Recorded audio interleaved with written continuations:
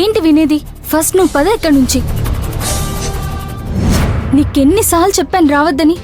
నాకు పెళ్లి సంబంధం కుదిరింది, మళ్ళీ మనం కలవడం కుదరదని నీకు చెప్పాను కదా. చివరిసారిగా నాతో మాట్లాడాలి అన్నావు. నిన్ను బాధ పెట్టకూడదని ఆ రోజు నీతో వచ్చాను. ఆ రోజు నీ కారణంగా మా వదిన అన్నయ్య చేత తిట్లు తిన్నాను. మళ్ళీ ఎందుకొచ్చా? నేనేదో నిన్ను ఇబ్బంది పెట్టాలని రాలేదు శౌర్య. నీకు ముఖ్యమైన విషయం చెప్పాలని వచ్చాను. ఏంటది? నువ్వెన్ని చెప్పినా ఎన్ని చేసినా మన పెళ్ళైతే జరగదు. ఆల్రెడీ ఇంట్లో వాళ్ళు పెళ్లికి అన్ని ఏర్పాట్లు చేస్తున్నారు. నువ్విలా రావడం వల్ల నువ్వు బాధపడటం, నేను బాధపడటం తప్ప ప్రయోజనం ఏమీ ఉండదు. నేను వచ్చింది మన పెళ్లి గురించి మాట్లాడడానికి కాదు, మీ వదిన గురించి చెప్దామని. మా వదిన గురించా? ఏ వదిన? ఇంకెవరు? మీ అలైక్య వదిన.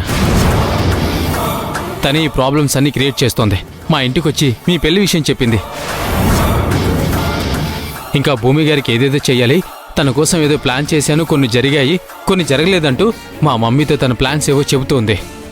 నన్ను ఏదో విధంగా కలవటానికి, నన్ను నీ వైపు తిప్పుకోవడానికి కొత్తగా చెప్తున్నావా సిద్ధార్థ్? లేదు శౌర్య, నా మాట నమ్ము. నా కళ్ళారా చూశాను కాబట్టి నువ్వు వెళ్ళి మాధవ్ గారికి చెప్తే ఆవిడ జాగ్రత్తగా ఉంటారని చెప్తున్నాను. మీ పెద్దదినే దీనంతటికీ కారణం.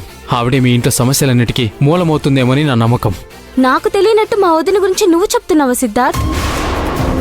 మా మాధవ్ అన్నయ్య భూమి వదిన ఇంట్లోంచి వెళ్ళిపోతుంటే వాళ్ళని వెళ్ళొద్దని అడ్డుపడింది మా అలైక్య వదిన.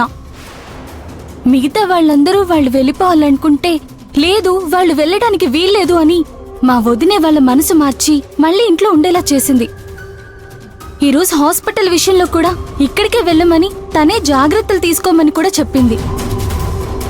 నేను చెప్తే నువ్వు వినవు కదా, సాక్ష్యాలు చూపిస్తే నమ్ముతావా?